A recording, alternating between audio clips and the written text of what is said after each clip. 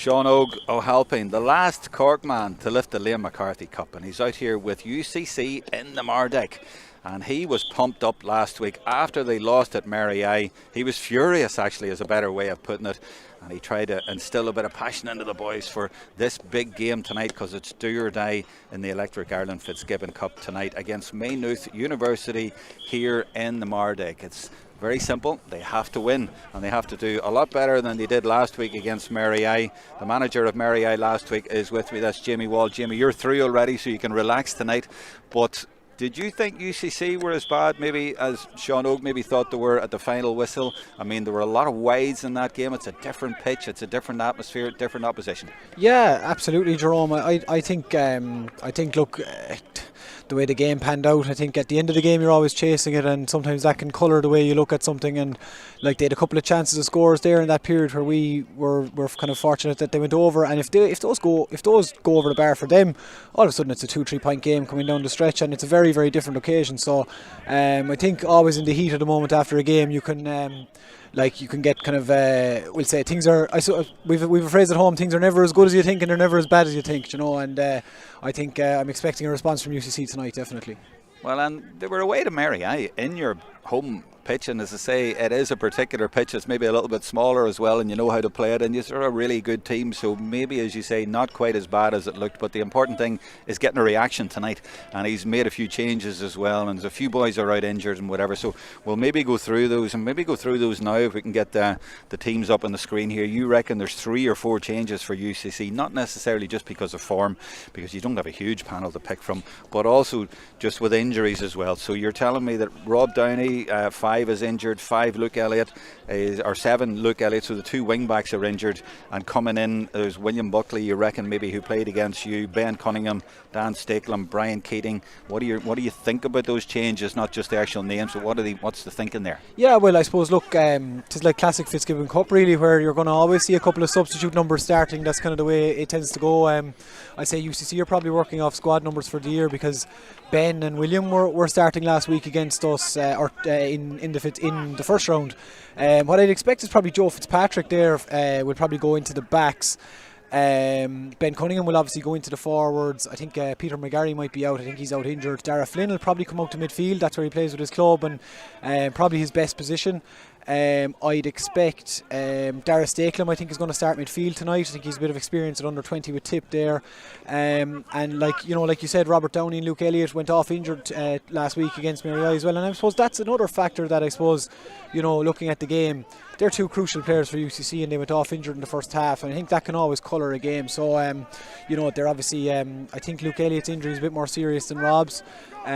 So hopefully they'll be back soon, and if they progress, that they might be back at some stage in the competition. Yeah, I mean, last night we did the Sigerson, and one of the managers was saying you just don't know at the minute what you're going to get. I mean, look at Maynooth. I mean, they played on Monday night, and they're out 3 days later, big trip down here, and they're going, well, we don't really know what we're going to be doing or what we're going to be dealing with. They told us of one change, so let's have a look at the Maynooth team. We're being told it is the 1-14, and then 15 Cian Boyle is not starting. That's the dub from Castleknock. Instead, 18 David Fogarty is in there from Tipperary, but a tough one for them tonight. 2 joint captains, Andy Hickey and Colin Fogarty, and I make it they've 3 now from Tipperary and 8 from Kilkenny. You've 8 from Kilkenny, you're not going to be far off. By God, you're not, and they gave us a right scare for a long time on Monday. They're a fine side. Cian Boyle, I think he went off late on in the game against us. Would have picked up a bit of a knock. Actually, Colin Fogarty on the freeze that night was excellent against us, and he went off injured late on, so it'll be interesting to see how he is tonight. He's a huge player for them, especially with Billy Drennan missing. When you've got someone like Billy, who normally is dead-eyed on the freeze, having someone like Colin Fogarty who stepped up, and I don't think he missed a free all night, so he's going to be crucial tonight. If they can, UCC want to make sure they don't give away any free inside their own 65, because if they do, I'd put serious money on this man scoring every one of them. And just to clarify, there's a David Fogarty at number 2, he's from Kilkenny, and at number 18 coming in now is also David Fogarty, but he's Tip. But you know them apart? Yeah, well, sure, look, it helps that they're on opposite sides of the field. David Fogarty... you never know these days. Yeah, you never know these days, and to be fair, David Fogarty from Kilkenny is the man who scored the equaliser at the end of the All-Ireland Club final a couple of weeks back. That it obviously it demanded that equally exquisite winner from St Thomas's, but he's an O'Loughlin Gales man. He's had a super year with them, and I'd expect him to possibly get a look in with Kilkenny down the line as well. So he's a strong player. He's named at 2. I'd probably expect him to be out at 5 here, and I wouldn't be surprised if he got himself on the score sheet either. I'm glad you're here. You know these boys. You've played both these teams in qualifying, and you've beaten both of them. But you only in the last 6 days, yeah. Yeah, exactly. Yeah, so you know them well. I was at your game last week and saw some of that. But I mean, the important news is that you beat Maynooth by 6. You beat UCC by 8. So that means if these teams draw tonight, doesn't go to extra time, that's it. And it means that Maynooth go through. So a draw will do Maynooth. Obviously, you can't go out trying to play for a draw, but it would signal that it could be really close here, and you have the home advantage for UCC as well. But you're expecting a really tight contest, I'm sure, tonight. Do the lads go out and think this is do or die, or do they just play a game of hurling? I mean, it's great conditions here. It's a bit cool, but you expect that and not bother the boys at all. Pitch looks fantastic. Historic old venue, no wind at all. It's perfect. Unbelievable, yeah. Look, it's an iconic venue. I know. I remember coming up here as a 16-year-old. My father took me out of school when I was in transition year to come up here and watch LIT against UCC, because Joe Canning and a few more, like my cousin Sean Collins, were playing, and like seeing those games was kind of what you were kind of reared on. And like the Mardkye it's probably the home of the Fitzgibbon Cup. It's there's a plaque over on the wall for over Edwin Fitzgibbon. Exactly. So there you go. It's an iconic venue, and the centenary final was played and the here. Centenary final, exactly. So like, I mean, it is the kind of thing that if you're talking about growing up wanting to play Fitzgibbon Cup, it's one of the venues you'd always want to play in. So I think, look, it's do or die hurling. It's knockout stuff here. I know the draw is Maynooth, we'll say, but like realistically, that's only going to come into the equation if someone has a free or a 21-yard free at the end of the game. That's a consideration for the last 25 seconds of a game, as opposed to anything you're going to go out with here, because yourself in hurling, it's score a minute stuff, so you can never be playing for a draw. Joe Canning, what was he like when you watched him as a 16-year-old? When I watched Joe Canning as a 16-year-old, he was excellent. When I was a 16-year-old watching him, he was even better. He was outrageous here that day against UCC. I think he scored 3-9 or something, and it was the absolute pouring rain. He was marking Richie Foley from Waterford, who was an inter-county senior hurler as well, so it's not like he was marking a scrub, but he was just different level here in the rain that day. Like, he was unbelievable. I remember I was over on the far side of the pitch there where a few of the patrons are gathered, and he hit someone on the shoulder, and with the water, the man he hit slid out under the metal barrier over. It was unbelievable. So he had it all, like, but probably goes down as one of the most iconic players in the competition, like. So he nearly put the fella in the lead, poor fella. But Indeed, what a claim to fame. Well, the sponsorship barriers up there, he might hit one of those now. But yeah, 3-9 he scored in the rain. I take it they won. They did, yeah. Well, when you've got a guy like him, and he didn't have a bad supporting cast either, to be fair. Absolutely. You mentioned about the iconic venue and UCC. I mean, it's unthinkable really for UCC that they would go out at this stage of the competition. I mean, they won it so many times. They won it only, was it 4 years ago? They got like the 2 in a row, so for them not to get through tonight would be a serious jolt to the system, whereas Maynooth, they don't get there too often, and it would be a huge thing for them. But last year they came here and they only lost by a point with 14 men. Yeah, they did, and I suppose they've been putting in a lot of work into the Fitzgibbon Cup and the Sigerson, and I think, correct me if I'm wrong, but I think they're in the semi-final of the Sigerson now. There's a lot of work going into college sport in the college up there, and we've been up there. We were up there for the league and the championship, and it's a massive, it's a large kind of college. It's a lovely venue. They have super facilities, like, and like you said, you mentioned there, there's 8 players from Kilkenny and I think 4 from Tipperary or something like that. So 3 from Tipstartan, and they've 1 Carlow, they've 1 Laois, 1 Kildare. They actually only have 1 Kildare, and yet Maynooth is in Kildare, and they've 1 Westmeath as well. Exactly, these are all hurling places, so I'm not remotely surprised that they're as competitive as they are. And like I said, we're expecting a ding-dong game here. The one thing I suppose I'd be wary of for Maynooth is, like you said, it's a very short turnaround from Monday night, and they brought huge energy there on Monday night, so it'll be interesting to see if they can replicate that here. The referee is Thomas Walsh from Waterford. We're about to start. Maynooth in the teal green. They are playing from left to right, and you see the 25s and 22s out there from the start. There's what we told you about. Dan Stakelham is 25, Brian Keating is 22. There will indeed be a ferocity about this game because it's do or die, and that might be a score right away, and we make that about 14 seconds, and I think it was number 18, and William Buckley Correct, yeah. William is a super player. He had a very good start against us as well last week, and a guy I'm looking forward to seeing here. Ball dropping down in front of us as Maynooth try to get possession, but that's good, strong defending. And it is Irla Daly. He's actually the Waterford man, and I thought that was going to go over, but he's actually misjudged that. And he had a lot of time there, Jimmy. He did, and you know what? He had a lot of space as well. He could have carried that on another 10 or 11 yards. It's a real bugbear of mine seeing guys shoot there when they have time to bring it on and make it a bit easier for yourself. You know, the best players always make things as easy for themselves as they can, you know.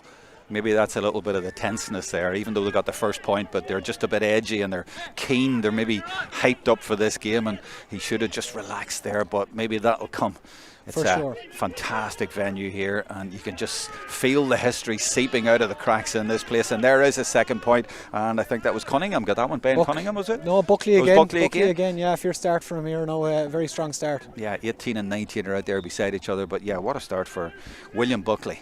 Not that big a surprise, as you say. He's playing off panel numbers, and he started last week against Mardkye. Started very well. He's got both points, and we're only a minute and a half in, and it's Maynooth already just trying to stay in this game in the first couple of minutes and trying to get a little bit of possession. But UCC have started on fire, way over on that far corner where there's some boy Joe Canning left lying. He's maybe still lying there over that direction, and they're trying to get the ball back. Thankfully no rain or anything like that here in Cork today. It's been a lovely day and a nice journey down, and fantastic to be here. And I see 17 out there as well for UCC. Actually, do you see Jamie over on the left there? There's a 17 out as well. We didn't pick that one up, but we'll get a name for him. Is that Daniel Hogan? It might well be. I'll just check my notes here in a second and come to that, but let's follow the play for now, because Maynooth are looking to settle, and their captain, our joint captain Colin Fogarty, he went and took the toss. He's from Tipperary, and that's exactly what they needed, Jimmy. It is, and I'm looking at him here. He's got that left hamstring fairly heavily bandaged, so he's probably a concern for Maynooth, but if they're going to rattle this, he's going to be a very important player for them. Well, he obviously doesn't need much room. I mean, he just swung that over with a minimum of fuss and swung around on a sixpence there in the one spot, so maybe that's the idea. He's on there to get the scores, and he got a score, so that justified that. Nice ball right through the middle, and that is Stakelham trying to get the score, and again just rushing that a wee bit. They're forcing it a bit.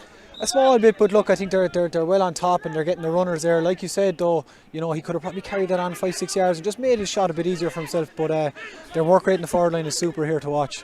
Maynooth put it down into the right corner and let them chase for it, and such is a tight venue here. Look at the crowd here, and to be honest, I can't see past that, so I'm looking at my monitor to see what is going on there, and the ball does go over. And just to clarify, Jamie, you're absolutely spot on. Daniel Hogan is 17 for UCC from the SARS, and he is in there, so a lot of changes and numbers in the high teens and the 20s, and this is a chance for Maynooth way out, and that's on the, I was going to say the 14, I'm old style, it's 13 metres.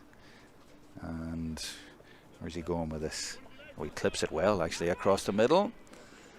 And who's going to get there? Well, Irla Daly has been sharp in the exchanges in there, and they do push it a little bit up the field. No, they don't get it up. That's going to come for UCC. He might go for a score here, and he does, and that is Eamon Cunneen. He's a Westmeath man, but he hasn't got the distance there, and that's easy for the goalkeeper Brian Saunderson, and he just plays it out. Now, what tactically, I'll be looking to you, Jimmy, in a minute to tell me what's going on here, but that's a direct ball up the left corner. I'm not sure if there's a sweeper there for Maynooth or whatever, but they have outnumbered the UCC forwards on that occasion, but UCC are going to get it back here, and this is Keating again. He's running out of space. I thought he kept it in there, but the linesman say no, he took it out over the line there. But yeah, tactically, Jamie, can you read it for me? Yeah, so far it seems pretty straightforward. Both teams are kind of pretty orthodox. I think these days nobody plays the kind of the three forwards across the line as such. They're more narrow, but I think both teams are playing with six forwards from what I can see here, and there's no real sweepers to speak of as yet anyway. Is that what you like to see? Sure, look, every game on its merits, I think, Jerome, but I think it certainly lends for a slightly more open game anyway. It feels to me that they're going for it. There was a clash of the ash there, but he didn't get a shot away. That was good defending for UCC, and I said the word he used was ferocity, and last night in the Sigerson quarterfinals as well, there's an intensity there, and I think the natural instinct of these boys is just to go for it, and that's what they're doing at the start, and it's great entertainment. And that is another effort right on the spin, and again, they're just not taking any time at all on these at all. Maybe when they have a little bit of time, but maybe that's just a game. And that's a pinpoint puck out there from the goalkeeper Kevin Bracken from Turles Sarsfields, and he's going for a score here. Peter McDonald, and that has gone to the right, and it has gone wide. So quite a few wides, just the 3 scores in this game so far, and it is all action. There's no hanging around at all, and that's the way you want to see your hurling. This is Cormac O'Brien, and is that Malarick trying to get? No, it's actually Dara Flynn trying to get involved there. Ball played up into the forwards again, and that is David Dooley's playing around the full forward area, isn't he? And Maynooth have got it now. Can he engineer a score? Yeah, David Dooley, that's great score. Yeah, great score. I think the ball in there was from Colin Fogarty, and Dooley was inside there. Dooley was a very accomplished rugby player, I think, so he's probably celebrating Sixmas Eve here tonight. He's looking forward to a big weekend of it. You're into the rugby? You like your rugby? Not as much as Mr. Dooley, I'd say. No, I'd say not, no. Yeah, that all starts tomorrow night. Apparently, I'm not too into it myself, to be honest. I'm not interested in it. Let's get back to the hurling. And that ball played down into the right corner. Oh, and he's done brilliantly there, Shane Barrett. And has he got a score? He hasn't. He's missed. And it's 2 points each. And I'd say UCC would be a little bit disappointed at this stage. I mean, they've had a lot of chances and a lot of wides. They have, yeah. They've had the upper hand, and I suppose Maynooth have kind of picked off 2 scores against the head there, and it's a draw game despite UCC having a lot of the ball.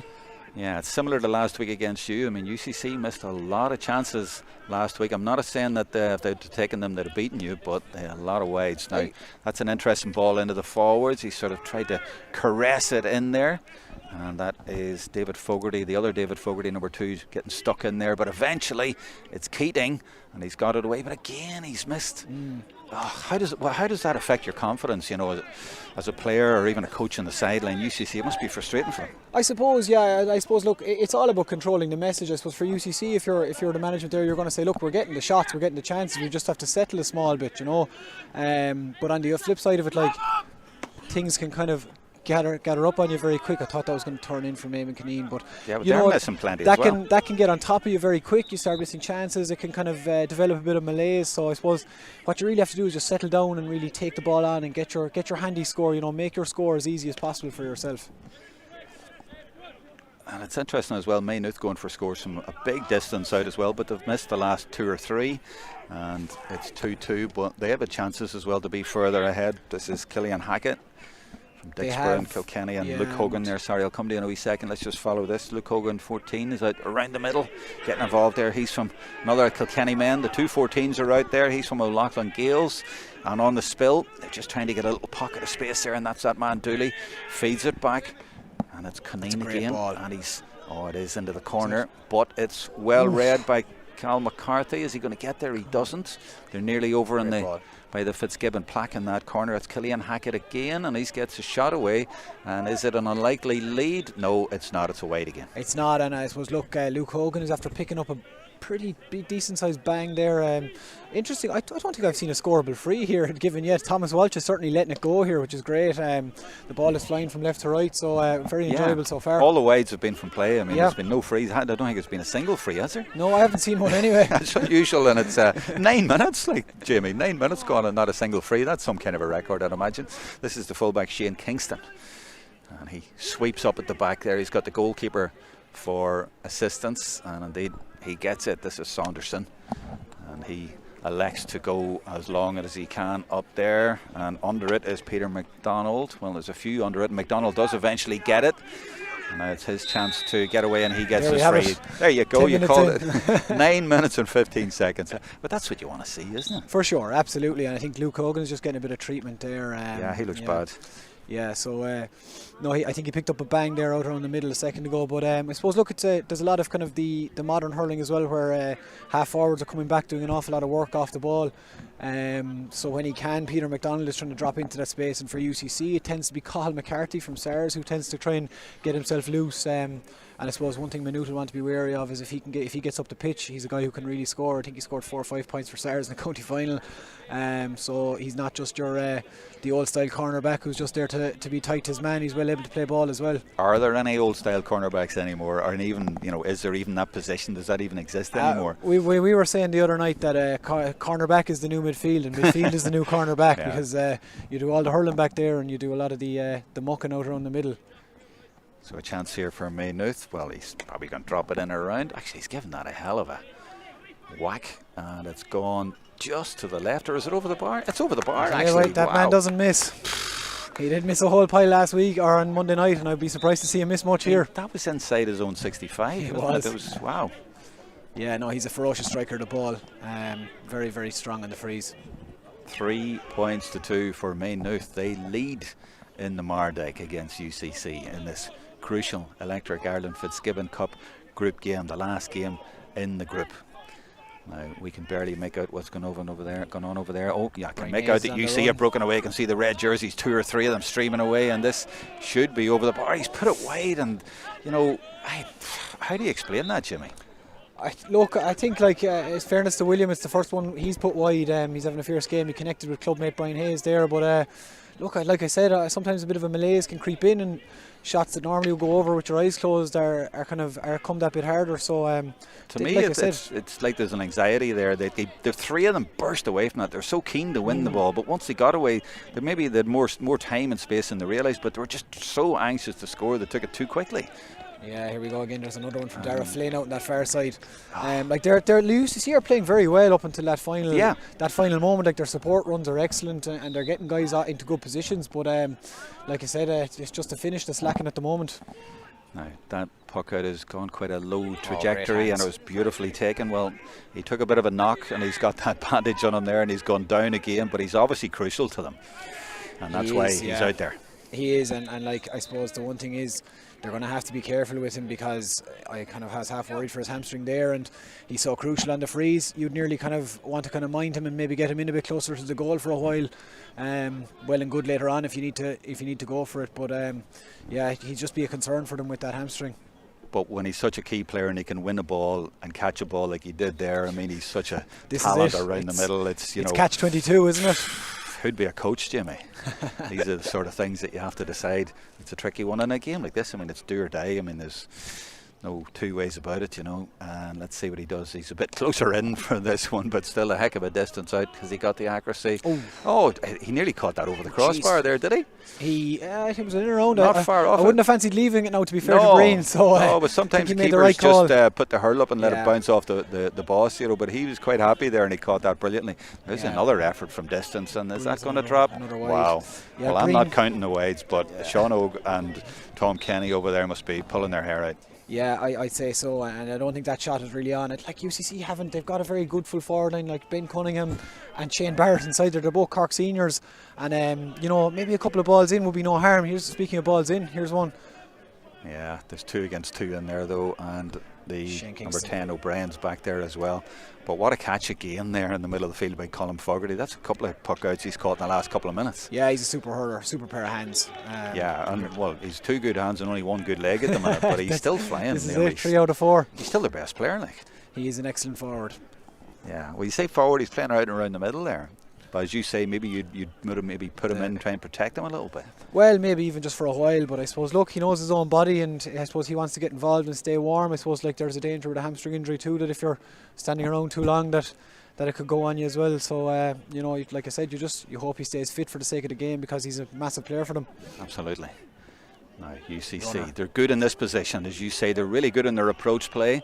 No free given, and on they go, and it is that man Buckley again. Oh, what a brilliant run by him, turning and twisting, and the ball on the hurl, and then the shot comes in, but again, as he dropped it in the net. Oh, there is a lucky break for UCC, and it's tough on the goalkeeper Kevin Bracken. I don't know what happened to him there. We can, maybe it was the floodlights or something. I'm trying to make an excuse for him, but what a disaster for the poor keeper there. It was a very tame shot. It's a killer, yeah, and those mistakes really drain the life out of you. There was a similar one on Monday night when they were in a strong position against us. So yeah, look, it just felt Maynooth were just starting to get a grip there, and that's a very, look, it's a fortuitous goal, but it's a big one for UCC, so fair play to Brian Hayes for getting it.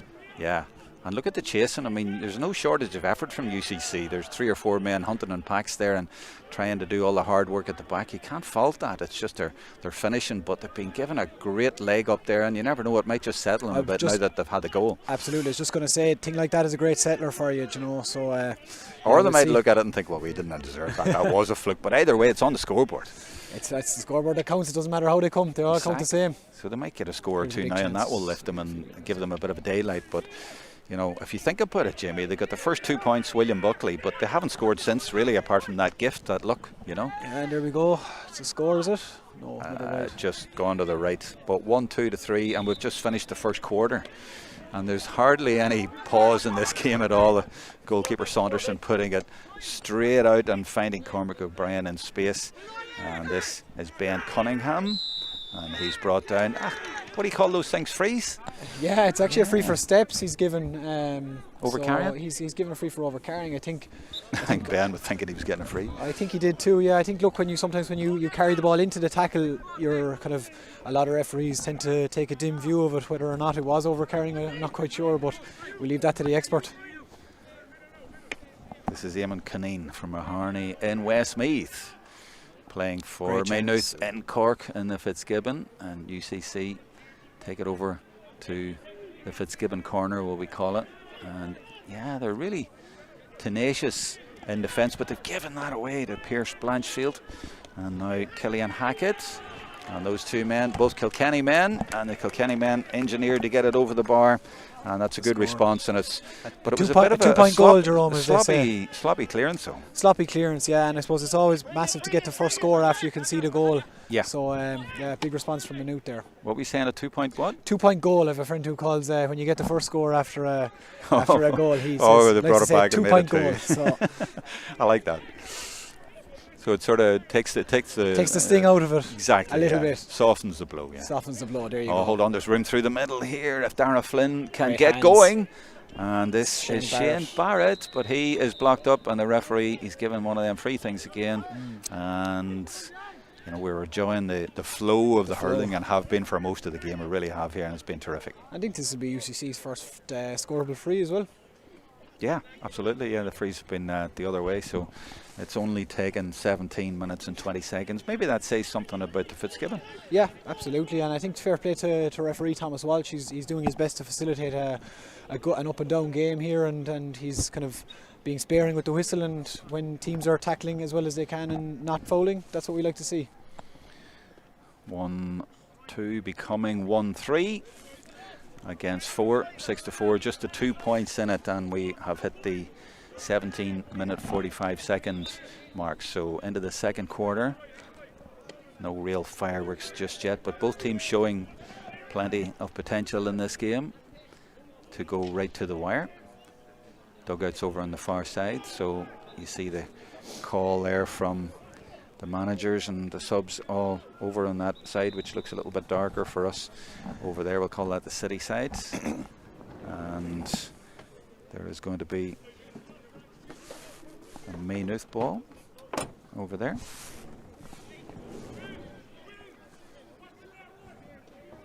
Just setting it up here. Checking your messages on the live chat, by the way, on YouTube, where the game is free to view and only on there. And that was a great connection, but it actually was too good. It went over all of the Maynooth forwards, and it's easy for UCC to pick it up and clear.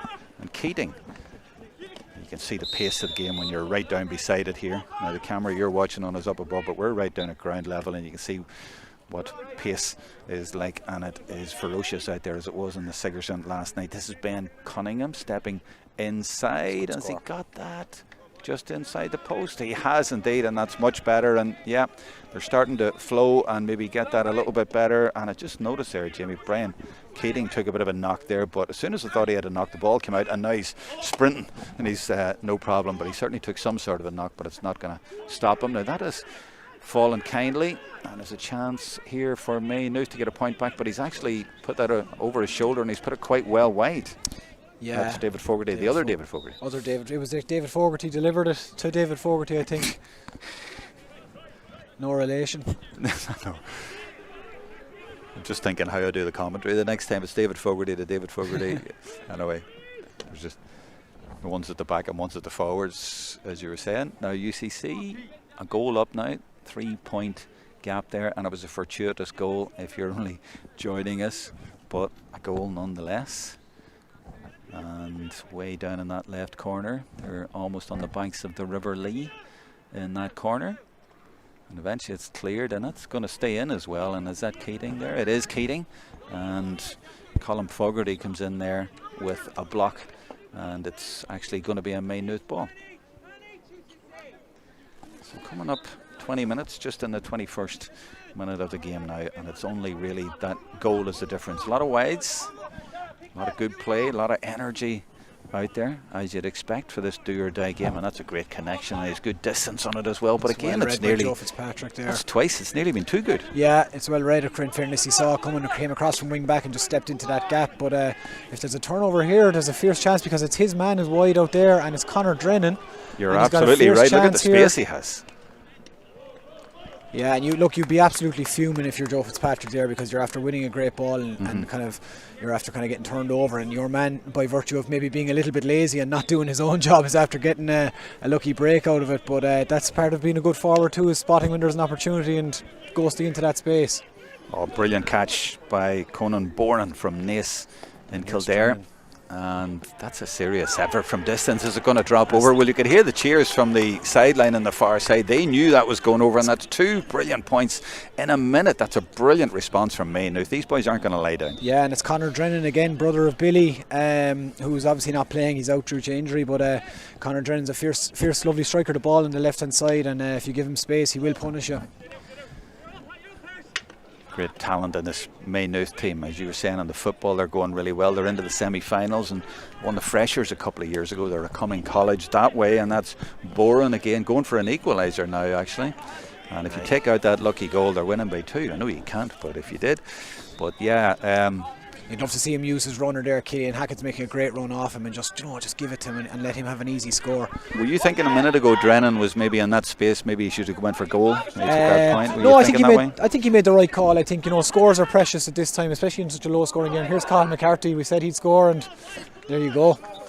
Yeah, he'd give that everything, the way he's shaped for that, and I think he'd give it more than it even needed. He's from the SARS, so Cork man gets a great score, and that's a good response for UCC, and they are keeping in front in this game. Just the 2 points in it, but a really, really even contest it is, end to end, to give it cliche, and that's Hackett looking for it, and Hackett gets it. He's been chased down, and the man here we go, Jerome. Is it Stakelin with him? Oh, he might be through here. A lot of bodies around there. This could break. What way is it going to break? It's going to break for... That's super work from William Buckley to be back there, to be fair to him. Yeah, absolutely. He's been good in the forwards. Oh, hold on, there is a break on here, because a lot of players have been committed in the attack, and he hasn't decided to move it forward himself. And why not, when you can put it over like that? They're starting to open up now, aren't they? Yeah, that's a big score from UCC, and it's the 2 bars boys, really, like William Buckley tracking back and then getting the ball out, and Brian Hayes coming forward, and that's the kind of score we're talking about. Carry it on that extra 5 yards and take your shot on the run rather than panicking shooting, Exactly, yeah. But it was the tenacity and the defence, as you said. That point was down to Buckley. It's a good play now. Now, Maynooth. They had a lovely spell with a couple of nice points, but UCC have put them right back in their place. Now they've got to respond, and Peter McDonald is trying to do that. Oh, boys. Well, this game has got going now, Jerome. It's gone up a level. First 15 minutes, I was thinking, a lot of wides here, but both of them have got into their stride, and we're starting to get a real game. It's 1-6-7. This is real Fitzgibbon Cup hurling now, and we're down to the last nearly 6 minutes of the half. Is there somebody injured? There is over on the far side. Like that's why Ben Cunningham, to me, that's a big loss if he's going off, which I think he is going off. Yeah, it looks like he's... That's a big loss now for UCC, because he just got a great score off his right a minute ago, and he's a big player for them. So that's a massive loss for them. Across town, we have a fierce game going on as well. MTU are drawing with DCU 1-4-7 on the other side of the tracks in Cork. And if it's a draw there, MTU will go through. The winners to play University of Galway in that one? Yeah, correct. Your second favourites, if you don't mind me saying? Or so most people are saying. Conor O'Shea, we had down a few weeks ago, he was installing them as that. But getting back to this game, who is coming on? Can't see a number just yet, but we'll pick him up in a second. I'll follow the play if you follow that, because the goalkeeper for UCC, Brian Saunderson, is about to get us underway, and he goes short. I think it's Peter McGarry from Thurles, or from St Mary's Clonmel, but I'm not certain. Peter McGarry, who was named at 13. Yes. Yeah, okay, so Looks keep like an the eye out for the gadget. 13 jersey. Maynooth are loving to go down this left-hand side, aren't they? And why not when Conor Drennan's there? He's on he's some man form at off the the minute, left. and that's why they're using that side. Yeah, he's excellent off the left. I think he scored 5 or 6 points against us in the league out in that, standing out in that sideline. So not surprised at all to see him clip that over. And he was right on the sideline. But I think about 3 or 4 of the scores have come from that side. They're deliberately targeting it. And it is Peter McGarry, Jerome, number 13. Cheers. This one comes down the left side for UCC, but it's dealt with. And Peter McDonald, who's having a great game in there. Well, he's been chased down here by Shane Barrett, but gets it away because Conan Boren is over here, and he gets it away, or does he? It's just a little bit too high for Canine, and UCC can mop up. Well, I say mop up, he's not even trying to put it into the forwards. He's saying, I'm going to go for my own score, but he's put it to the right and he's put it wide. It remains 168, 1 point game, 4 minutes to go. Yeah, and we've a ball out to Peter McDonald. It's gotten a bit loose here, which is no bad thing. Maynooth are well able to work the ball out. They got a fierce score against us early on, working it out, so if you do stand off them, they will play the ball around, in fairness to them. Do you think you see, it's a great catch at the back. They seem a little bit more wary of that ball coming down the left. They seem to have a lot of men back there, but this now is number 22, Keating again. He's been in the game so much. Yeah, he's put it down straight into the forwards, not trying to get his own score, but it hasn't stuck. I mean, to be fair, a lot of the balls going in haven't stuck, so I'm not sure the forwards deserve it to be played into them too much, so just go for your own score. Maybe that's the word. Now UCC trying to get it again, but have they? No, they haven't. And it might fall on that dangerous left-hand side again, and it's actually Pierce Blanchfield is going to go back to go forward. They do that. Who's that going to break for? It was a UCC hurl that had hit first, but that's good work by Hogan trying to get it. He doesn't get it. Good defending and good burst out of defence as well. That's Cal McCarthy. He got a point himself a couple of minutes ago. And this is Keating. Now that's a ball you'd like to see as a forward into space out in front of you, because a lot of the ball has been going at the man here. Yes, absolutely. At an angle there to give him something to run onto. And the old dressing room's over on that far side there, not used anymore. But they have used that corner beautifully, and that's a really well engineered score. And you appreciated that one as a coach, Jimmy. Absolutely, yeah. Look, you'd be tearing your hair out, fellas, when they're hitting the ball too narrow and stuff. But that's a lovely ball into space as a one-time inside forward. You dream of getting that kind of ball, and it's a lovely introduction for Peter McGarry as well to get a score there. So he'll be very happy with that. That'll settle him down. 2 points up, 2.5 minutes to go in the first half. UCC.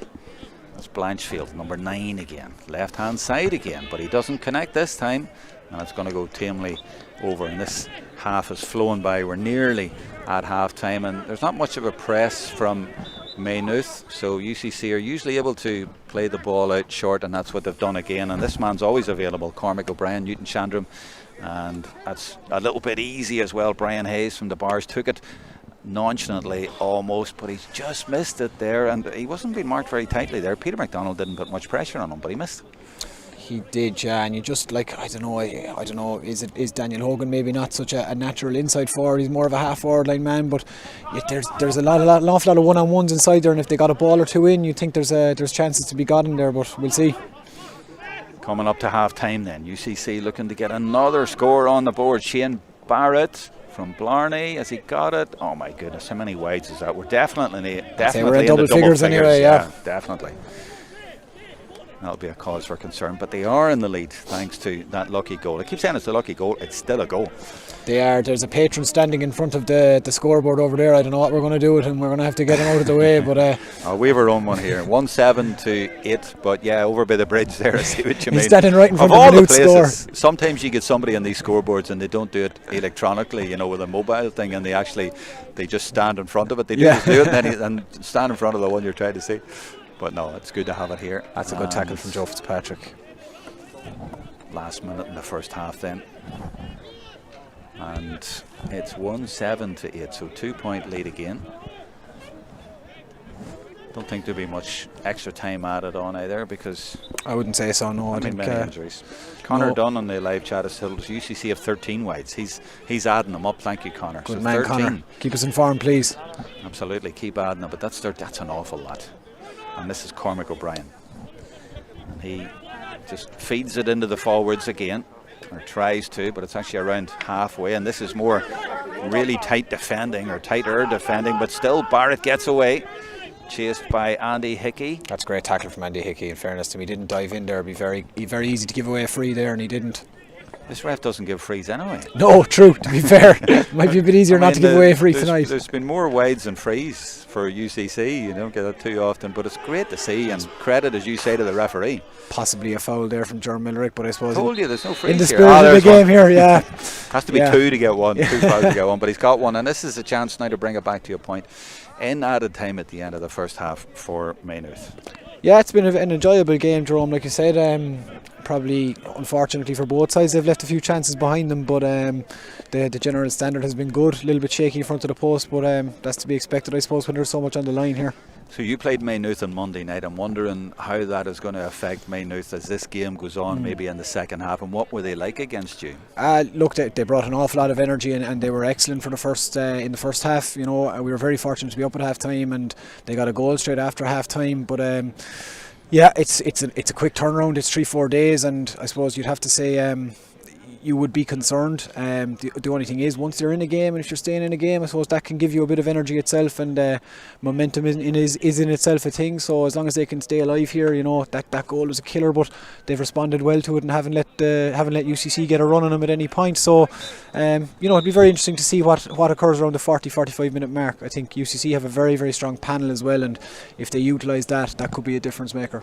And as long as they keep Colin Fogarty, who's just put that ball over the bar, as long as they're able to keep him out there, they've got to have a chance. Absolutely. Look, a man once said that if you have a good goalkeeper and a good free taker, you're alive in a lot of games. And what man said that? Well, it was a man said it. From, a wise man. A wise man once said it up in Limerick. I think it was Mark Foley. But yeah, like if you've got those two things, you're going to stay alive in a lot of games as long as you can kind of keep yourself ticking over. And that's certainly proved to be the case for Maynooth. Like he's had 4 frees, he scored 4 frees, I think. And that makes an awful difference, because when there's so few of them going here, you want to make every one of them count. And as a coach, Jamie, you're going in at half time. What would be your thinking here if you're going in? I'll give you a chance to talk to both teams here. What do you do at half time? And I don't mean to demean the coach's role, but will it matter at this point? And what do the guys need to be told? Look, the players are the most important people, and I think we can all get too fond of our own importance and think that we're making a huge difference when actually it's players that win and lose games. But I suppose from UCC's perspective, like they want to tell the boys to just to kind of settle. To, you know, they're getting the chances. It's just a case of being a small bit more composed. I think you always have a little bit more time than you think, and they certainly, you know, a lot of those wides they've hit, you'd be more annoyed from a coach's perspective. You'd love to show them the video and show them how much separation they'd actually got and the kind of time that they had when they were rushing shots. From a Maynooth perspective, you know, you'd be turning around and saying, look lads, if it wasn't for that goal, we're ahead in this game, you know, and mistakes happen for goalies the same as everyone else. Unfortunately for a goalie, when you make a mistake, it tends to be crucial, you know, and you know, the same man made a couple of excellent saves against us on Monday night, so I think hopefully his teammates from their perspective can help kind of dig him out from that. And other than that, like, he's been actually excellent. He's got on a number of balls from play. His use of the ball has been very, very good. They're very good at working the ball out, and I suppose UCC are dropping off. So they have to kind of they have to be a little bit more patient with the ball, work it around that extra pass or two and get it up to midfield and deliver from there rather than too far back, because when UCC manage to get the bodies around there, you know, they're very strong at the back line. So I suppose from a Maynooth perspective, you'd just be saying, keep doing what we're doing. If we can keep getting Conor Drennan loose on that left hand side, he's going to score. From a UCC perspective, you'd obviously be saying, look, we have to kind of be wary of him and be mindful of him. And you know, I suppose, look, it's a 50-50 game at this point. I'm not remotely surprised there's only a point in it. And you know, but like I said, just with that turnaround, I'd be concerned for Maynooth. You know, can they keep the energy levels as high as they have been? Because if they can, they're in with a fierce shout. But you know, anytime you play at this level against any team, you know, particularly a team with the players that UCC have, if your energy levels go down, you can be, you know, they can score very, very quickly, and they're well able, you know. So I would say those wides are an aberration rather than the norm. Yeah. We saw that in the football last night in the Sigerson Ulster University, pulled away in the second half and completely dominated. Will we see that here in the Mardkye tonight? We'll find out. The players have gone in, the officials have not, as you can see there. It's a lovely night here by the Lee. It's cool, yes of course, but it's not bad at all, and there's no wind, so perfect conditions, and we're looking forward to a cracking second half.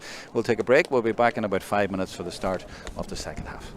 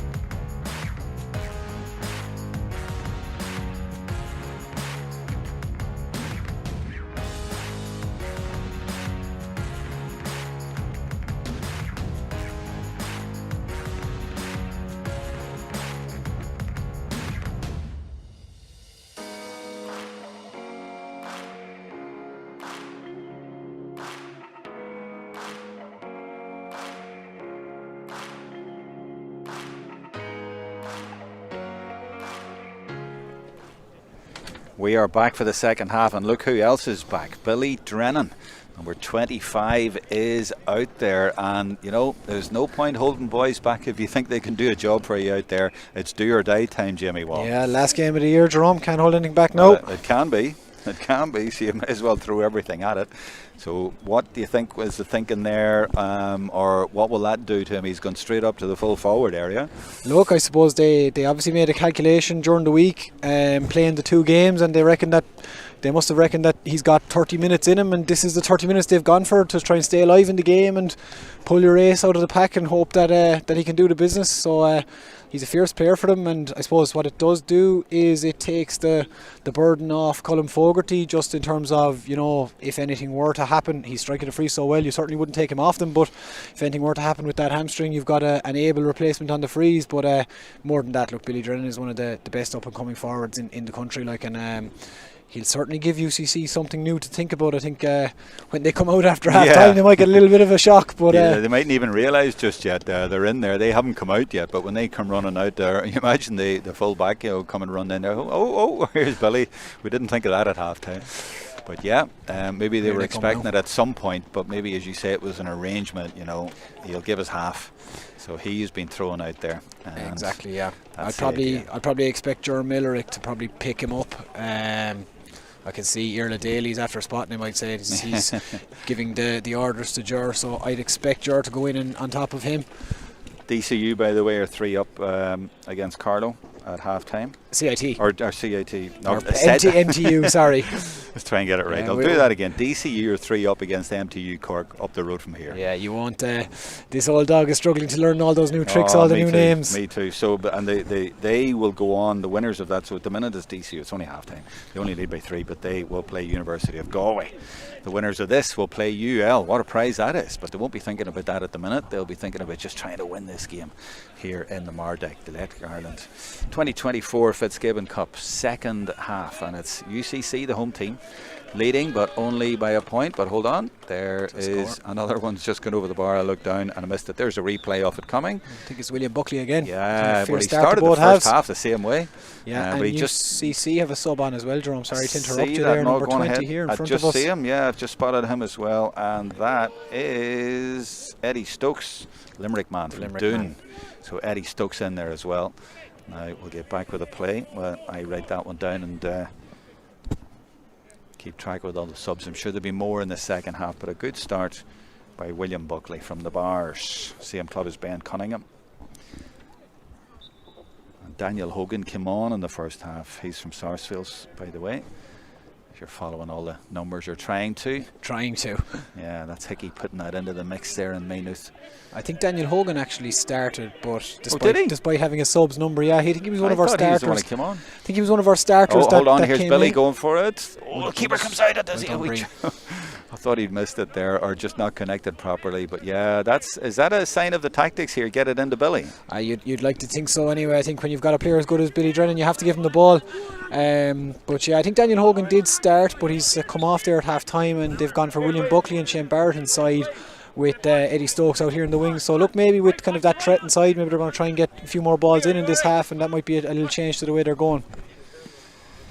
Right down underneath our camera position here, 2nd minute of the second half, and it's UCC's number 2, Cal McCarthy. And when he just puts it short, nearly too short, but Dara Flynn gives it back to him. And he just pauses there to look and just slips it out of his left hand and does eventually get it to Dara Flynn, and he gets it away, but that's not going to do for a score, but it might be. It's a great take end from up Barrett. With a score. It's brilliantly taken, and he goes for the goal as well, and it doesn't get there. I'm not sure what it hit then there. Maybe just one of the defenders, and I'm not sure he would have known too much about it. I was waiting for the net to lift there, but it didn't. And it remains a 2-point game. 3rd minute of the second half. It's got tense, and it's certainly been played at a serious pace. Big time, yeah. We're going to see that again now. The ball has gone in, and it's a super take from Shane Barrett. Jesus, with man hanging off him, but the same man got a great block. Yeah, it was the fullback. Yeah, it was Bulger, Niall Bulger, the Carlow man, number 3, who jumped in the way. I think it was, wasn't it? He did. He put his body on the line there now and took it for a smack in the belly, I'd say. No bother to him. And Maynooth, because of that, are just the 2 points down. It's 11-9, and if you're just joining us, the only goal in the game, there's obviously remained a difference between the teams was a really fortuitous one of those ones where the goalkeeper put his hand up and for some reason it just spilled through his hand into the net. It was a weak enough shot, but it's ended up in a goal. It came from over on that far side, I think right in under the light there, so you'd say maybe the lights are a bit low, might have caught his eye and something. Sometimes the lights are lower than another grounds and that, maybe it was that kind of thing, you just don't know. But it wasn't as if it was a really high one, was it, the ball coming in? But it's hard to explain. I'm sure the keeper can't explain there. Maybe he just took his eye off it and was thinking of where he was going to put it or something. Nightmare for keepers. 4th minute of the second half then. A little bit of a lull. Big crowd around here, not that they're making too much noise, but not too much to shout about at the minute. We're nearly getting down to the business end of the game. Crowd all around the perimeter here in this famous ground, and Brian Hayes has it, another from the bars, St Finbars, and this is a good break from them. And this is Peter McGarry who came in. He's a Tipperary man from Clonmel and he's got a score. I think that's two he's got now, isn't it? That's the second of the day. He's done very well since coming in, and it's just interesting to watch the way Brian Hayes is dropping off and then carrying ball from deep. He's been very effective there. 3-point lead. Just opened up since half time. They got it back to 1, but now 3, and UCC have just kept that distance between the teams more or less since the goal, and they're very pleased to be 3 up. But Maynooth have usually been able to respond very quickly, but it's been tit for tat and nobody really dominating the play. It's very, very close, and Dara Flynn getting away, and he goes for his own score. He looked one way, it was almost a look away score, and he got it over the bar, and that's brilliant stuff from the man from Ballygiblin, which I believe is up sort of around North Cork, north of Mallow, or around Mitchelstown. Around there somewhere. They'd be the sister club of Mitchelstown in the football, so they won the All-Ireland Junior last year, and were in the final the year before. So they've had a lot of success the last couple of years and brought through a couple of very good players like Dara and Mardkye, and footballers like Cathal O'Mahony as well. And more important for tonight, it gives them a 4-point lead first time in the game. First time they've got a bit of daylight there. Absolutely, a bit of breathing space there, and if they can kick on here, you say that turnaround could come back to UC. There's a great ball into the corner as well. I think it's to McGarry again. He's not going to get it though, is he? He's having to really, really battle for it there, but tenacious defending, tenacious forward play, as you'd expect in the Electric Ireland Fitzgibbon Cup. This is getting down to the business end, as I say. The loser tonight goes out, but Maynooth now thought they might have gone 5 down, but instead they've a chance here to get it back, and that's as direct as you like. They've just put it in and around there, and I think that's again just they haven't been told at half time put it into Billy Drennan, but that's 2 or 3 times and it hasn't stuck. Yeah, and UCC were able to get bodies around him, and all his man Shane Kingston had to do was just get a spoil there, and that was a great ball up to Brian Hayes. And when you're one-on-one with Brian Hayes like this, you'd be a little bit concerned if he can get going at you. Yeah, he comes easily, effortlessly into the middle, and I think he's measured that perfectly. No, he hasn't. He's got that wide. Well, we were right behind that. Is that hard to know, really. I suppose it's when the ball turns, to be fair, and the linesman here hasn't made any complaint about it, so we'll have to take their word for it. Okay, 4 points it remains. But there was no pressure on him there. He just glided away there. He's one of those ones where you're thinking the man can't get close. He was a quality player, but he just couldn't quite hit the target. But could have, should have, maybe been a 5-point game now. But it's 4. But yeah, McCarthy now got one himself in the first half off his right side, but he just plays that off his left. And Cormac O'Brien, as he got it, he has, and there now is the 5-point gap. Yeah, and look, I don't mean to sound like a scratch record here, but that turnaround is very short, and I suppose when a team gets on top of you at this level, people can get scores very, very quickly.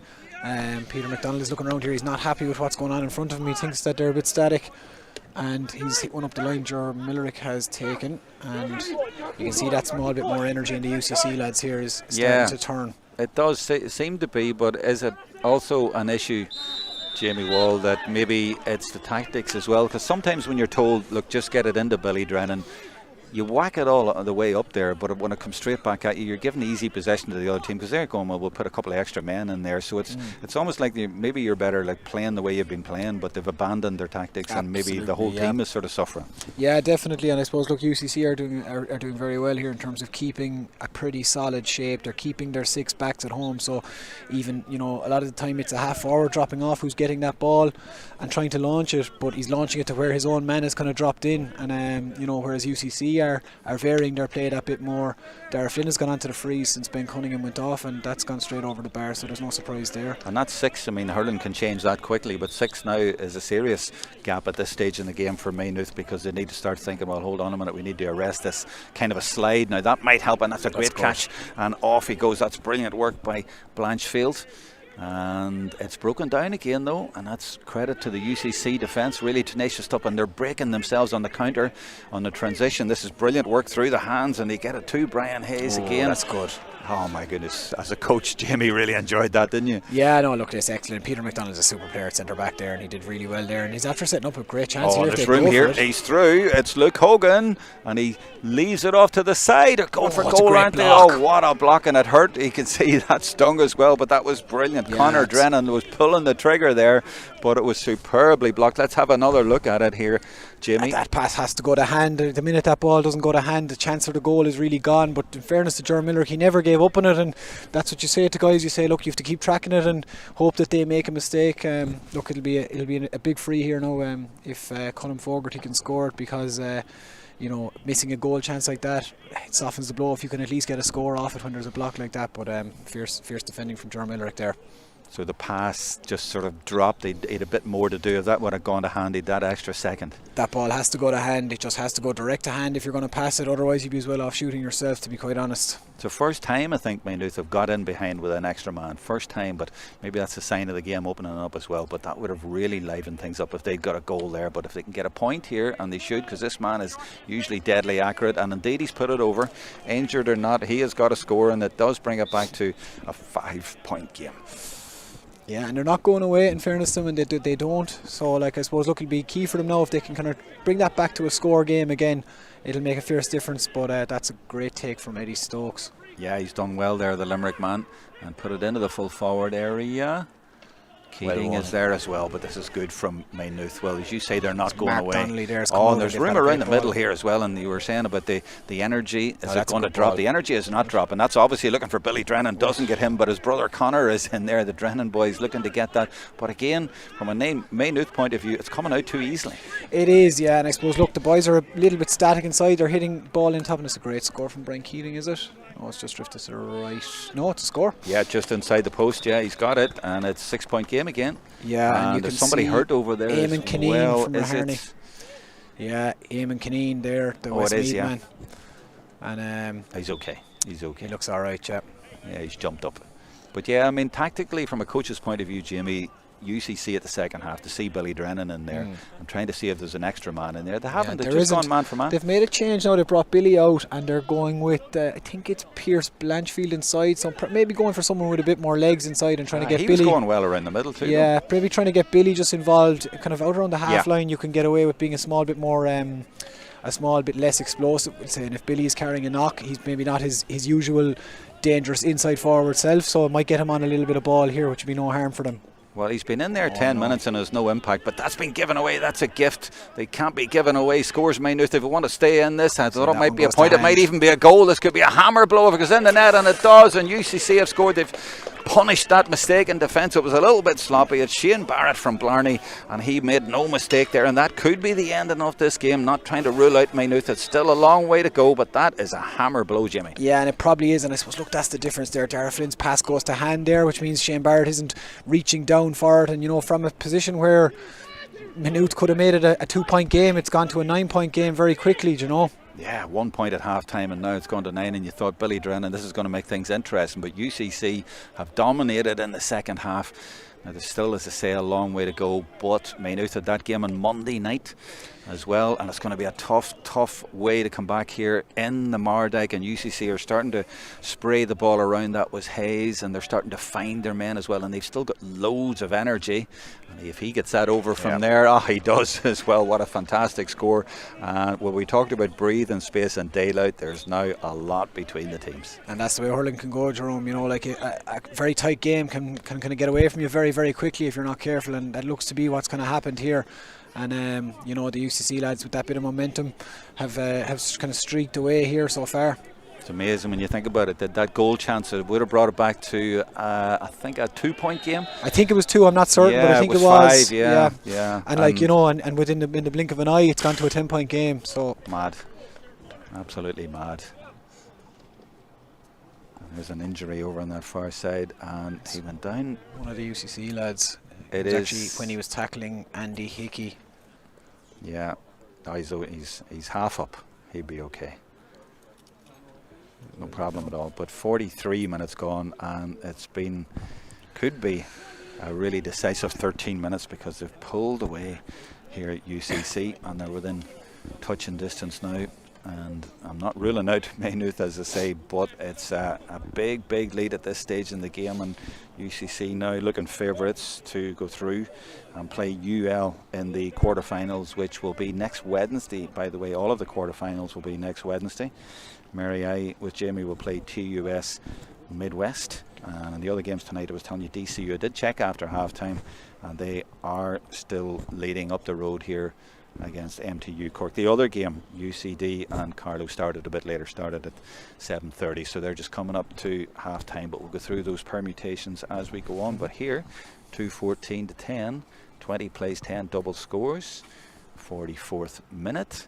Needless to say, they need this one. He hasn't missed many, and he's not missed that one. Gets it back to 9. They're still in with a chance, but you now feel if they get another goal chance, they're definitely going to have to put it away. Yeah, look, your goal chances are crucial, and I suppose the difference here is UCC I was going to say they've taken their 2, but they've taken their 1 and got lucky with their other one. But unfortunately, from Maynooth's perspective, they haven't taken their chance, and like that's a 6-point swing. I think they've taken Killian Hackett off Maynooth. That looks like number 8 has gone off over on the far side, so they've made a change around the middle. And as you say, they brought Billy Drennan out as well, but look at the energy that UCC have around the middle, and that's going to be a free in as well. And they've kept going, and what's what I've liked about UCC, Jamie, even though things weren't going well at times in the first half, they have applied themselves, and every ball they've just gone hell for leather for it. Absolutely, yeah. Look, I suppose we can be a bit harsh sometimes and say that things weren't going well. I think they were doing 90% of it very well, yeah. And they were working the openings, getting the chances, and maybe just a small bit nervous, where it's do or die. And once they've settled in here, they've started taking their chances. And I think at half time the message would have been to keep doing what you're doing and just work on the finish. And they've done that since half time, and I think the results speak for themselves on the scoreboard. Absolutely. Is this one going over from Flynn? Yep, it is indeed. We're back to a 10-point game again. Who's coming in here now? When you think about the Coleman from Blackrock. Coleman from Blackrock is Fionn, 23. 23 is on. He's a big man now. He played intermediate for Blackrock's second team last year, and he scored 3-3 against Kildare, and a week later he was playing for the seniors. So it's a guy who's climbing the ladder here fairly well, to be fair to him. But that's what Fitzgibbon's about too, isn't it? Players who can really step up and make a name for themselves and get great experience here and a bit of exposure as well. Absolutely. That is Luke Hogan trying to feed it in there, but again, look at the commitment there. He slid into that. Now he hasn't quite got the ball, but going for it, hell for leather, as you'd expect. And UCC holding on to what they have, and they have at the minute a big lead in this game. And we're now into the last quarter. Now there will be a few minutes added on, but there's a little bit of room in the middle, and Brian Hayes has it, and that's not the sort of man that they want to leave in a little bit of space there, but he has it, and things just starting to go for UCC now. And Shane Barrett, and I think he got a bit of a knock there, but he persisted, and eventually goes wide. Yeah, 1 or 2. Yeah, it's interesting to watch. He's complaining here at the ref about getting a bang in the face. It's interesting to watch. Brian Hayes is picking up a lot of ball in that deep zone there, but instead of actually taking shots on, he's delivering a lot of ball into that full forward line. So I wouldn't be surprised if that's something that was said at half time. They're getting much better ball into the lads inside, and they're getting their rewards. Well, talking of ball inside, it was interesting there. I saw a lot of movement off camera way around the full forward area from Maynooth. They were waiting to get that ball in quickly, and then when it didn't work, they obviously leave it for Colin Fogarty. But I wonder, is it a tactic there? I think it was Stakelman there, and he was trying to stop the Maynooth runners around the middle, and it's like, just kill them here. We've got a lead. Don't let them get a run on us again and get through for a goal. Yeah, UCC just have to manage the game here now, in fairness. And I see Maynooth have made a sub there. I think it's Boyle is on, the Dublin man is in, number 15. Oh yeah, Cian Boyle from Castleknock. So he's come in, and no surprise there, Colin Fogarty has scored another. So look, they're hanging in there. Like, I suppose, look, if they can get a chance here in the next 5-6 minutes and take it, you might be in for a grandstand finish here. But Yeah, look, failing that, I think if UCC can just manage the game here, they're going to be fine. Yeah, Cormac O'Brien managing it at the minute. It was a good ball out to him. They're keeping possession at the back and building from the back, and they're very quick around the middle to burst through. And they're going along that left hand side with Hayes again. That's actually Keating, and he gets blocked. Maybe hooked, was it over there? I can't quite see, but anyway, it's Maynooth who've got it back, and they're trying to move it quickly as they can. There's Fogarty, and he pumps it in there towards Drennan. It's Connor Drennan, and they've been starved of possession in there, mainly down to the terrific defending. And this is terrific defending, and that's the man you were talking about, Jer Mellerick, at half time, and he's had a great game in there. And this is Hayes now popping up on the right hand side. I think that's just to the right. Yeah, he's just missed it actually. It's those goals, not those goals within the right, but goals down to the left have not been lucky at all for Maynooth. The goal was dropped in by the goalkeeper down that end, and then they missed one in the second half, and those have been arguably the two crucial moments in the game so far. And if it had swung the other way, we wouldn't be looking at a 10-point gap. But here we might get another one here, and it's UCC, and the big fella is trying to get through. He can't get through. That's very well defended now. It was, yeah. I think it's Fogarty was back there, and very easy to panic in that situation as the last man back, but he didn't. But a goal there would have been curtains, I think, for Maynooth. For sure. A long way back here. And they're in danger of going further back on. That was beautiful from Peter McGarry. He's a classy player, isn't he? He's a good player, yeah. He's knocking around tip squads at the moment, and I'd imagine if he was fully fit, he'd have been in from the start probably. So he looks fully fit to me. Well, you know yourself, lads sometimes only have 30 to 40 minutes in them, and with the workload they're at the moment, inter-county too, you wouldn't be surprised if they're trying to share the minutes around, especially when you've got a panel as strong as UCC have. Yeah, well, to be fair, Brian Keating, the Ballincollig man, came in at the start wearing 22. He put in a real shift. He's just gone off, actually, but he had a great game. This is Mark Donnelly, number 4 for Maynooth, and that ball has gone over the line down to our left behind that big pillar, believe me. So it's a sideline for UCC. And it's Mellerick, I think, yeah, and he's played it across his own goals to his goalkeeper, Saunderson. And they are looking for that man Hayes again. It's been a familiar tactic in the second half. Look at the amount of room here, and surely this is another one for Flynn. All the time in the world, but he's actually put it wide.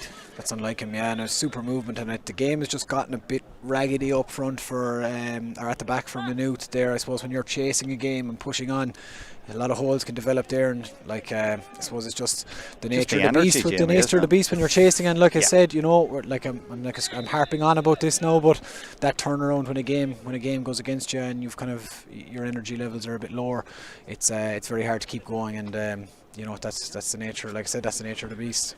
Absolutely. 10 minutes into the second half, MTU 1-9, DCU 13. So there's only a point in it in that game. They've got it back to a point. So it's a good game up the road here. Only a point in it. But here, 2:16 plays 12. 10-point game could be about to go to 11. And it's amazing the way it's gone away from Maynooth. 1 point down at half time. And now 11 points down. Yeah, look, Dara Flynn is usually very reliable on the freeze. So no surprise to see him score that. 2:17, Maynooth keeping going, nicely taken, and it's Hogan, but he's forced deep. It's hard to see how they're going to get back into this, even a goal now, but they've been unlucky that way. Just wonder if that goal had gone in when they were 5 points down, would have brought it right back, and they can't even get over halfway at the minute, and we thought Billy Drennan was maybe going to cause a bit of rumpus in there, but it just hasn't happened, and that's credit to UCC the way they've responded. And now it just looks in the last 10 as if maybe the legs are going a little bit for Maynooth overall. It's okay maybe when they're going forward, but when UCC turn it over and go back at them, they seem to be getting a fair bit of room. Yeah, and fair play to Shane Kingston from UCC, to be fair. No relation of Shane Kingston the forward. He's a defender by trade, but he's done a very good job of marshalling Billy Drennan since he came in, and deserves a lot of credit, to be fair, because that could have been something that would have helped Maynooth kick on, but he's really put the kibosh on that. Peter McDonald driving forward with inspirational play, and they may get a point at the end of it. They do. They'll take it from Colin Fogarty, but they need more than that. But it was inspirational play coming right through the middle by Peter McDonald. He's from Thomastown and Kilkenny, and that's exactly what they need, but you feel as if it's not going to be quite enough.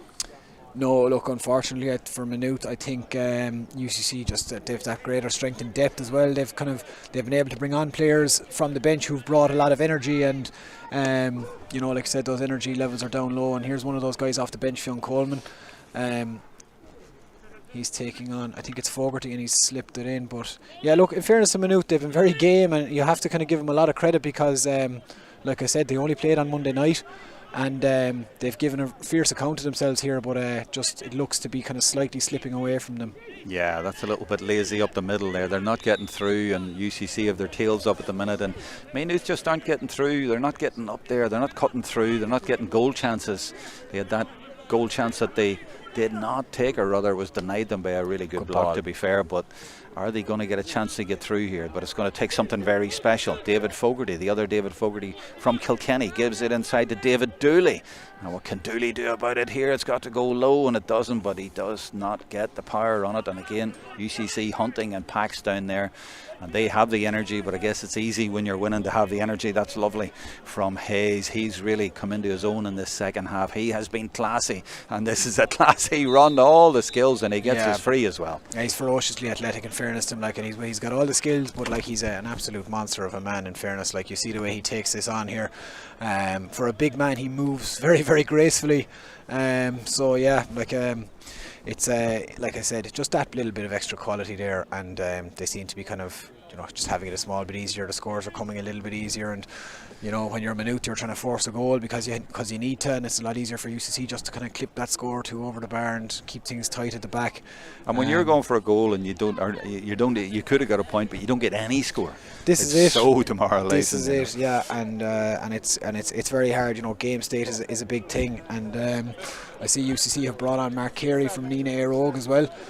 And he's kind of sitting into that zone there. He's stepped out now onto Luke Hogan, but I think they're going to make sure they shore it up here, and I can't see them being caught at this stage now. Their wide count has only gone up by 3. Do you remember in the first half towards the end, Conor Dunn told us it was 13. It's only 16, so only 3. So they've really improved in the second half, and they might even get a goal.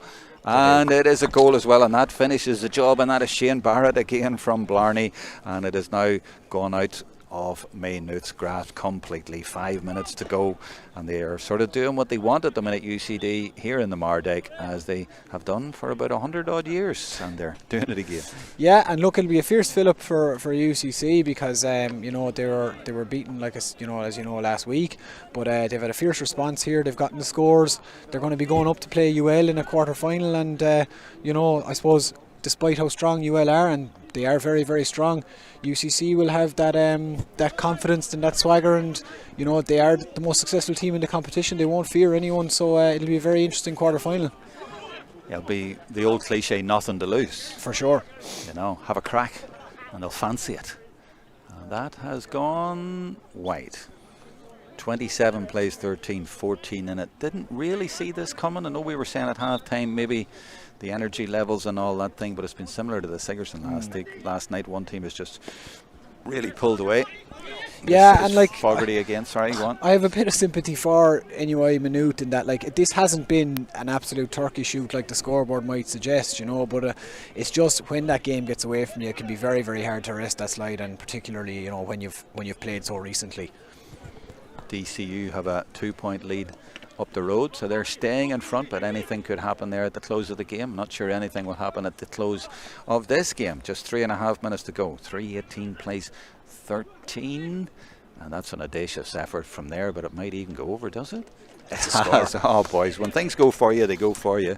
And in the first half, not much did, but UCC have kept at it, and you've got to give them credit, and that's an absolute peach. Yeah, and they've got the dander up here now, and it's just going to be a case of how many they can put on really towards the end here. So what you have as well with UCC is you have a number of subs on the pitch who are trying to get themselves into the frame for next week for a quarter final, and sometimes that could be even worse than taking on a starting player because he's got the bit between his teeth, and Fionn Coleman certainly had that there. Yeah, I think Sean Ogle will be a bit happier tonight. No doubt. Maybe the words last week maybe helped, but it's been a great response, to be fair to the lads. He has, and look, if you're a young hurler from Cork and you can't respond to someone like Sean O'Halpine, then you've got bigger problems. So to be fair to the UCC lads, they've had a fierce response here, and it'll be interesting to see how they get on next weekend or next week. Absolutely, yeah. He was very direct with them and told them a few home truths, but if it's worked, they might look back on it and say, well, that was a turning point for us. And they might get through. It's Rob Cotter, and he's trying to get through. Well, he's just going to play it. They're sort of doing what they want him, and this game's over, and Peter McGarry scored a few points going for another goal. Well, it's almost like a training game now, and the referee's going to have a word. There was a little bit of hurley went flying there. There was, yeah. Shane Barrett's hurley, I think, went flying. I think it was number 4 Maynooth, but I'm not certain. Yeah, it's number 4 he's talking to anyway. That was timber flying. Number 4 Maynooth is Mark Donnelly from Kilkenny. So the Kilkenny man, I think, has he gotten a booking here for that? I was trying to see the colour of it. Must have been a yellow. He's still on the field anyway. So yeah, no, but in the dark night, I guess I was thinking. No sin bins here. No, we'll save that for tomorrow night. And Maynooth still plugging away, about a minute and a half to go. I can't believe there's 16 points in it. 1 point at half time. I was going to ask you at half time what ends the scoring ends at UCC, or is there one? But I've been going this second half, I think I know the answer. That's McDonald again, a little bit of room, and Cunneen just opens his shoulders, but I suppose it doesn't matter, it's academic now, but it might be better just trying to still keep going for a goal, but so far behind now. 3:20 plays 13 in UCC. Well, they're taking off Dara Flynn. He's done his job tonight, and the whole team has done a job tonight. An edgy enough, tense sort of start to the game, but they've kept at it, and they've got the result and the performance, more importantly, in the end, that they will feel will put them back into contention in this competition. And Maynooth will be disappointed. They lost here last year just by a point, and they had high hopes, and their footballers went through to the semi-final of the Sigerson.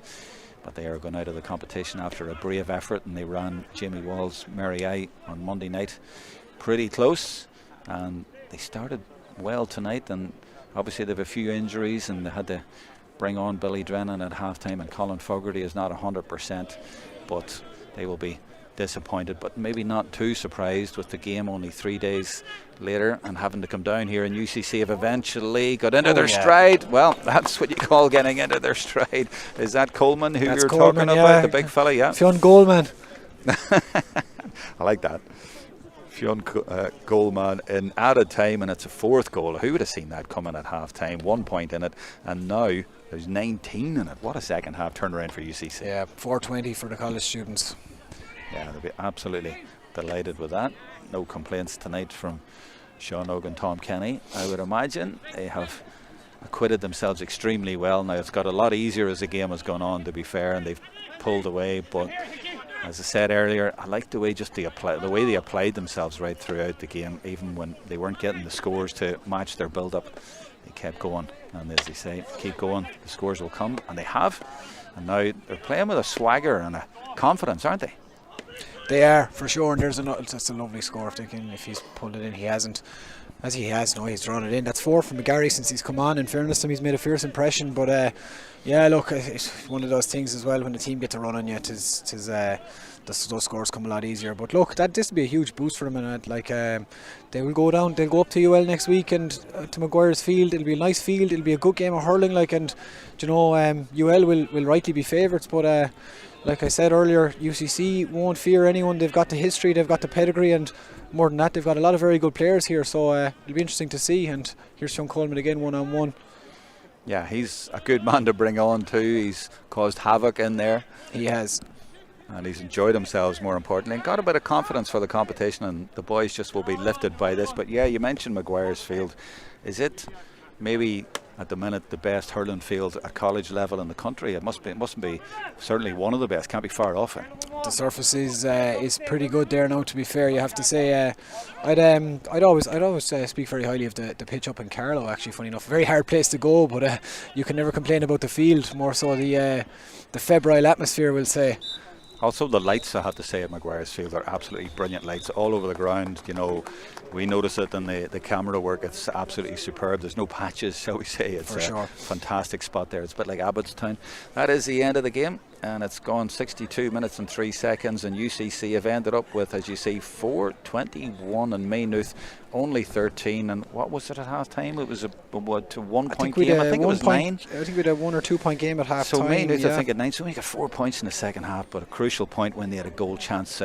We'll not stay on too long because there's not too much to say, and we've said most of it. The only thing, Jamie Wall, really to discuss, who would you pick as player of the match, and maybe a few contenders from either side. There were a few cameos, and there were some players maybe who played well for the whole game, but some players also came in and made an impact, and I know you liked Peter McGarry, for example. Yeah, I really liked Peter McGarry's display off the bench there. I suppose Brian Hayes mixed the good with the kind of the not so good, but like when he's hot, he's excellent. And but I suppose for me, look, probably it was a toss up between Jerome Millerick and Shane Kingston in the full back line. I know a team scoring 4:21, you might say, what's he doing talking to a guy in the full back line about thing, but it all started back there, and they really gave Maynooth no quarter back there. So I was probably very impressed by Shane Kingston. I think if I was given a player of the match, it'd be him, and he really had a massive impact on the kind of the he was the basis for a lot of the good things UCC did, and like I said, didn't give the Maynooth forwards a sniff, didn't let them get a platform, and that really was a huge difference maker for UCC.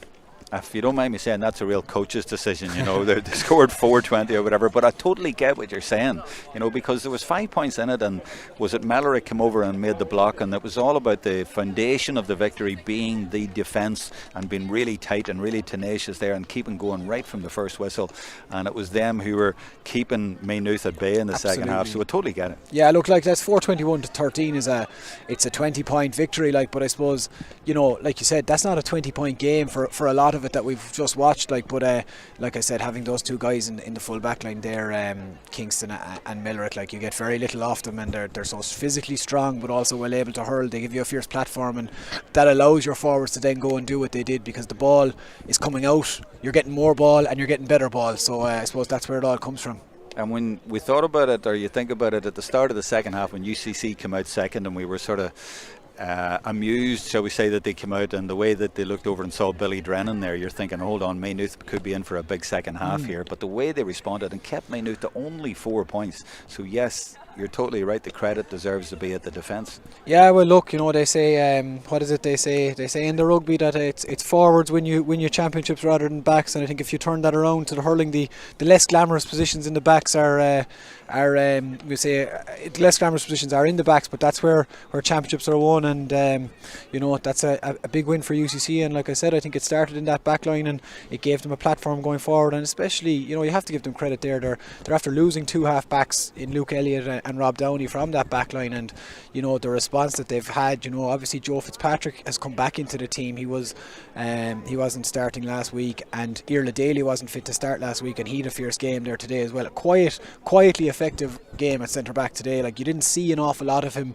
doing anything overly flashy, but you know, you didn't see, only bar that one goal chance, you didn't see much go down the middle of UCC either, so I think, you know, you have to give them credit there. They shored things up an awful lot, and they got a fierce response, and then they have such quality forwards that when you're getting them the ball, they're going to cause trouble.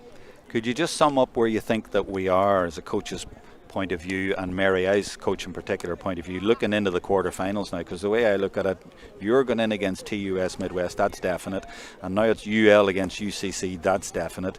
Setu Waterford will be playing either UCD or Carlow, they're not finished yet. University of Galway are through, and it looks like they're going to play DCU. They've been leading for most of the game against MTU Cork, but only I have to say, and this is the little caveat, by a couple of points, and I heard with 25 minutes to go, it's a 2-point lead for DCU. And that update is 10 minutes old, so there's potentially been a lot of drama over there, maybe, and someone isn't on their phone, but I was looking to see which team didn't post, because usually they're the ones that are losing, but neither have been posting, so there must be drama up the road. But looking at the Fitzgibbon quarterfinals now, what are you thinking? All to play for, really. Look, I think any team that gets to the knockout rounds is a good side, and you know, knockout hurling, Brian Cody, do you know what, the greatest hurling manager of them all, I used to say every game takes on a life of its own, and you know, that's certainly true. And next week you've got a Limerick derby between ourselves and TUS, the artist formerly known as LIT, will say.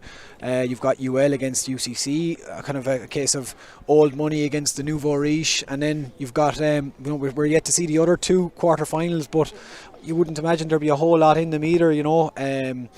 if UCD are to beat Carlow, I'm not sure. They've got a tough assignment against WIT, who are quietly very impressive and were excellent throughout the league. And then NUIG, obviously winners of the league. I noticed you mentioned them as second favourites for the competition. I'd probably put them even favourites with UL in terms of just the breadth of options they have, and they've been very impressive. You know, they've been in the last 2 finals with UL.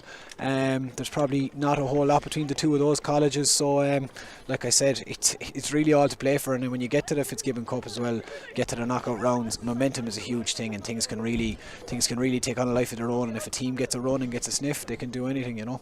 I've news for you. It's just come in, and you know what? It's backing up exactly what you're saying. MTU have gone through. MTU Cork, they've drawn.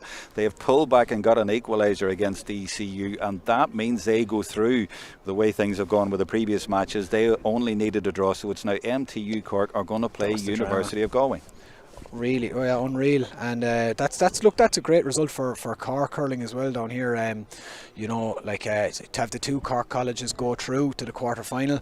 Now look, they're going to be playing 2 of the strongest teams in the competition, but do you know what? Like, if you want to be the best, you have to beat the best, and they'll take on their quarterfinals with no fear, no doubt. So yeah, there obviously was that drama we talked about over in I was going to say CIT, in MTU, and yeah, and I suppose look, we'll see the other game obviously started a little bit later, so we'll see how UCD and Carlow pans out.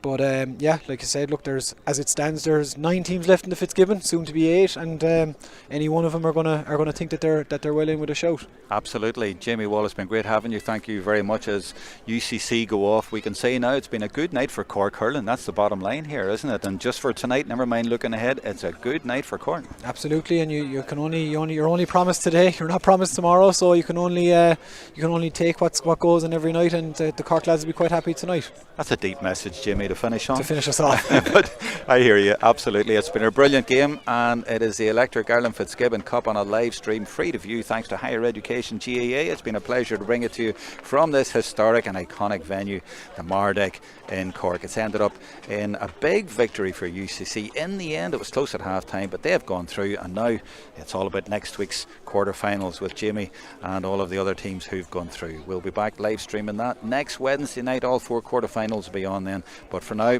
from the banks of the Lee, it's goodbye.